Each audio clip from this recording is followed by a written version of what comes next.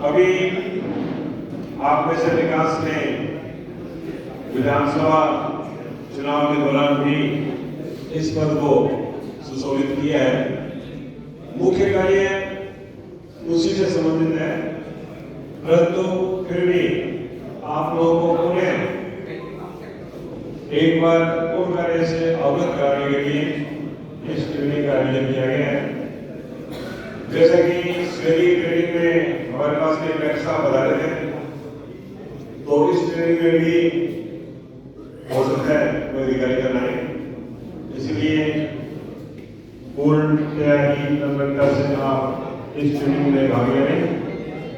इसके लिए हमारे डीएलएमडी सेक्टर ऑफिसर्स की स्पेशल ट्रेनिंग देने के लिए जयपुर से ट्रेनिंग लेके आए हुए हैं। तो वो आपको अभी जो जयपुर से हमारे को पीपीटी मिली है, जिनके बारे में आपको अवगत कराना बहुत आवश्यक है।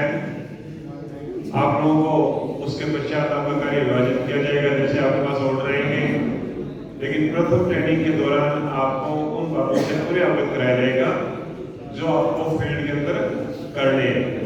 2024 में पधारे सभी सेक्टर ऑफिसर साहिबान, पुलिस ऑफिसर साहिबान का हार्दिक स्वागत, अभिनंदन। देखिए, भी हाल ही में हमने विधानसभा चुनाव करवाए थे।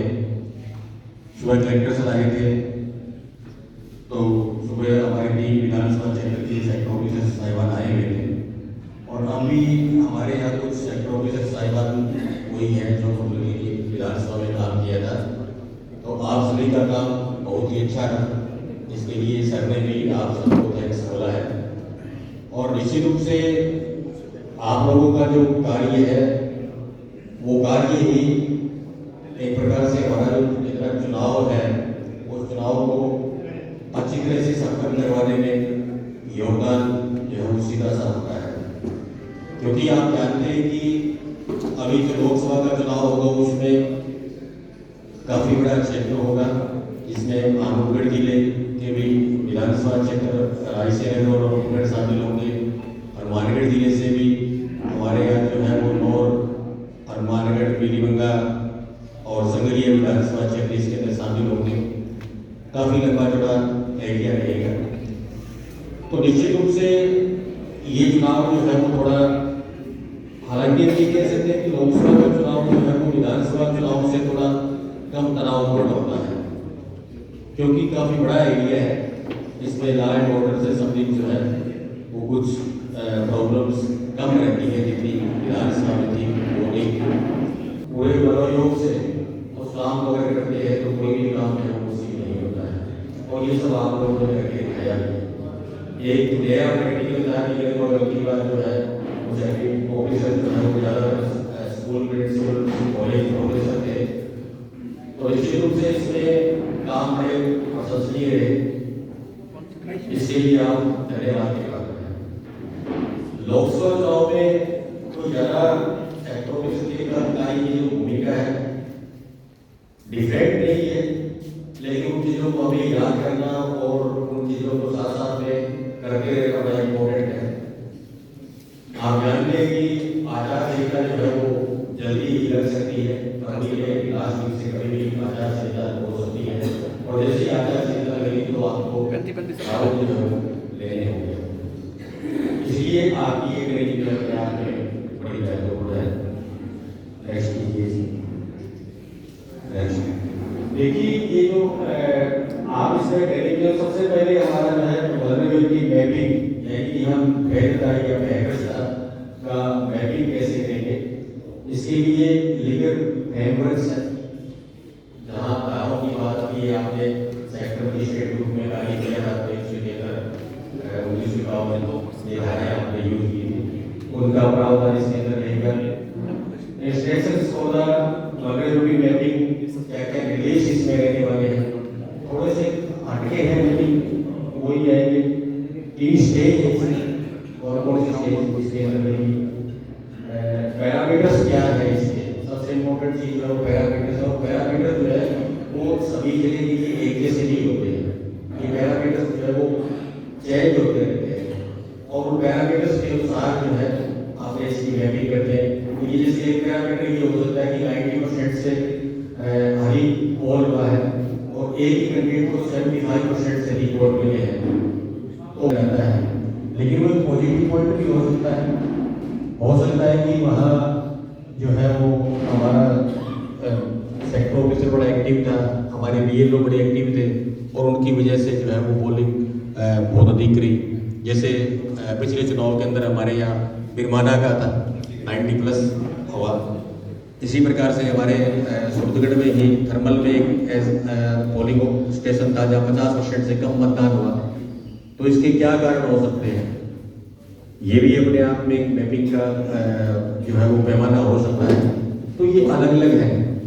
कम चुनाव होने का मतलब ये हो सकता है कि कहीं किसी प्रकार से मतदाता को भयग्रस्त तो नहीं किया गया, उसको डराया तो नहीं गया, कहीं इस कारण तो वो वोट डालने के लिए नहीं गया। ये सारी चीजें इसके अंतर्गत हम देखेंगे। Action to the taken for vulnerability mapping, क्या क्या एक्शंस आपको लेने, क्या क्या कार्य करने हैं आपको, इसके संबंध में इम्पोर्टेंट है। और टाइमलाइन है, आप जानते हैं कि इसके लिए मैपिंग करेंगे, BM की हम जब मैपिंग करते हैं तो सारा का सारा काम टाइमलाइन होगा, विशेषकर जब लास्ट के 7 दिन होंगे तो उनमें बड़ा ही शेड्यूल आपका टाइट रहेगा। तो उस समय को आपने ध्यान में रखना है। इलेक्शन से इसके कुछ नेक्स्ट, तो देखिए हम अगर BM की बात करें तो चुनाव के संदर्भ में कोई भी जो मतदाता या मतदाताओं का वर्ग है वो संवेदनशीलता के रूप में परिभाषित कम किया जाता है। स्वतंत्र और निष्पक्ष तरीके से मतदान करने के अपने अधिकार के प्रयोग के संबंध में गलत तरीके से रोका या प्रभावित किया जाता है। नागरिक प्रकार से रिश्वत देना या अनुचित प्रभाव या बल का उपयोग करना, ये चीजें होती है हर जगह। कहीं एक छोटे एरिया के अंदर हो सकती है, कहीं एक बड़े क्षेत्र के अंदर हो सकती है। जैसे हम उत्तर प्रदेश का उदाहरण लें, बिहार का उदाहरण लें, वहाँ जो है ये काफ़ी बड़े लेवल पर होती है। और हमारा जिला इस मामले में प्राय शांति है, लेकिन फिर भी मतलब कि ऐसे कुछ पॉकेट्स हैं, ऐसे कुछ एरिया है या ऐसे कुछ मोहल्ले हैं जिनके अंदर इस प्रकार का हो सकता है। दोनों ही प्रकार की बातें हो सकती है, गलत तरीके से रोका भी जा सकता है और कुछ मतदाता भी प्रलोभन में आ सकते हैं। तो इस प्रकार की चीजें जो है वो आपको उस समय जब आप जाएंगे फील्ड में तो आपको ध्यान में रखनी होगी। और आप लोगों को बड़ा सौभाग्य मिला है कि जो विधानसभा के चुनाव में उसमें माननीय जिला निर्वाचन अधिकारी द्वारा आपको एक पत्र प्राप्त हुआ था जिसमें ये लिखा हुआ था कि आप जो है सेक्टर 19 की पावर, मजिस्ट्रेट की पावर आपको दी जाती है। बड़ी ही गौरवान्वित बात है आप लोगों के लिए, और उसमें आपने इन चीज़ों का प्रयोग भी किया होगा। सेक्शन 173C में और 123(2) और RBA 1951 इनके तहत प्रावधान है, वो क्या क्या है। 173 क्या कह रहा है कि कोई भी व्यक्ति जो है वो किसी भी चुनाव का जो अधिकार है उसका उपयोग करने के लिए प्रेरित करने या किसी भी व्यक्ति को ऐसे किसी भी अधिकार का उपयोग करने के लिए पुरस्कृत करने के उद्देश्य से संतुष्ट देता है, यानी कि रिश्वत देता है। वो ये भी कह सकता है कि फला आदमी को वोट देगा, या ये भी कह सकता है कि इसको वोट नहीं देना है। ये फैक्टर चलते हैं, हमने देखे हैं। तो दोनों ही बातें हो सकती हैं। रिश्वत दोनों प्रकार से दी जा सकती है, भी इसको वोट नहीं देना, और ये भी दी जा सकती है कि इसको वोट देना है। इसी प्रकार से रिश्वत लेने वाला, अब उन लोगों की भी पहचान करनी है। देखिए वल्नरेबिलिटी मैपिंग में हमें केवल ये नहीं है कि भयग्रस्त मतदाता, भयग्रस्त केवल वो हो सकता है कि जहाँ उसको डराया धमकाया जाता है, किसी समुदाय विशेष के लोग बहुत ज़्यादा रह रहे हैं और एक कम्युनिटी का कोई एक आधा ही घर है, उसको वो एक डर दिखा सकते हैं भी तू वोट नहीं डालेगा, वो तो हो गया भयग्रस्त। और कुछ इस प्रकार के लोग भी होते हैं जो लालची प्रवृत्ति के हैं, जो मतलब कि रिश्वत लेने के लिए तैयार रहते हैं। तो उन चीज़ों को भी विशेषकर जो है अपने को टारगेट में रखना होता है, उनकी मैपिंग के समय हम ध्यान देंगे। नेक्स्ट, आप ये जानते हैं कि चुनाव में किसी प्रकार का अनुचित प्रभाव जो है वो दंड संहिता की धारा 171C में अपराध है, और ये जो है वो चुनाव अधिकार के स्वतंत्र प्रयोग में हस्तक्षेप करने का कोई भी स्वैच्छिक हस्तक्षेप या प्रयास चुनाव में अनुचित प्रभाव का अपराध है।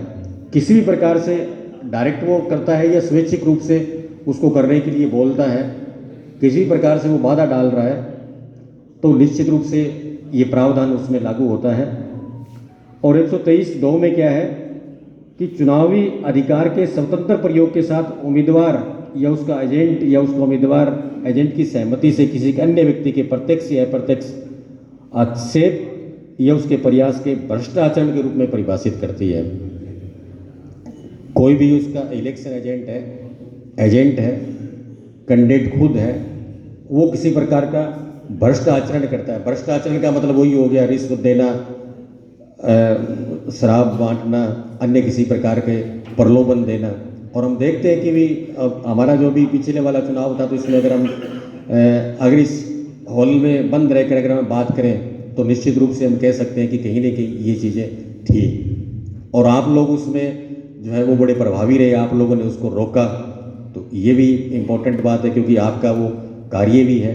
तो प्रलोभन जो है किसी प्रकार से दिया जा सकता है और प्रलोभन में आ भी सकते हैं। तो भयग्रस्तता का मतलब ये नहीं है, या भेदता का मतलब ये नहीं है कि केवल डरे हुए लोग हैं जो वोट नहीं डाल सकते हैं।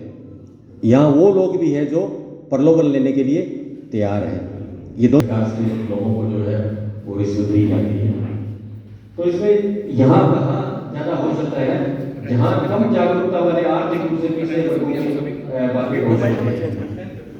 ऐसे लोग जो गरीब लोग हैं, अपने ऐसे कौन से लोग हो सकते हैं, अपने यहाँ मतलब कि कृषि प्रधान एरिया है, तो प्राय 4 हिस्से पर 5 हिस्से पर लोग खेती करने के लिए आते हैं, उनके वोट भी वहाँ बन जाते हैं।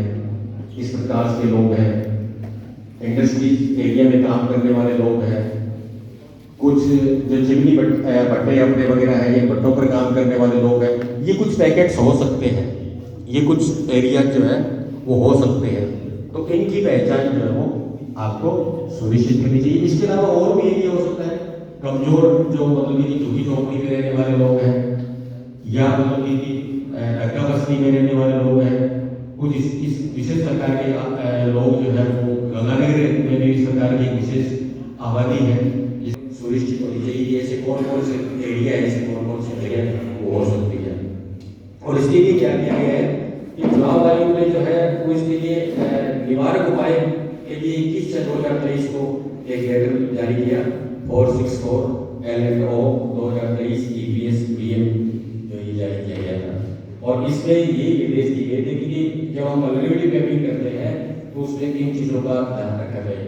और ये चीज़ें ज़्यादा करता कौन है, करते मतलब इस प्रलोभन में आने वाले तो कम पढ़े लिखे लोग हैं, और प्रलोभन देने वाले वो लोग हैं जो ये किस प्रकार से चुनाव जीतना चाहते हैं। एक वोटर भी हो सकता है, केवल एक वोटर भी ऐसा हो सकता है, मतदाता का एक वर्ग हो सकता है, कोई ऐसे एक दो घर हो सकते हैं, पूरा पूरा गांव हो सकता है, एक बस्ती हो सकती है, एक पूरा एरिया हो सकता है। तो उनकी हमें पहचान करनी है। हमारे यहाँ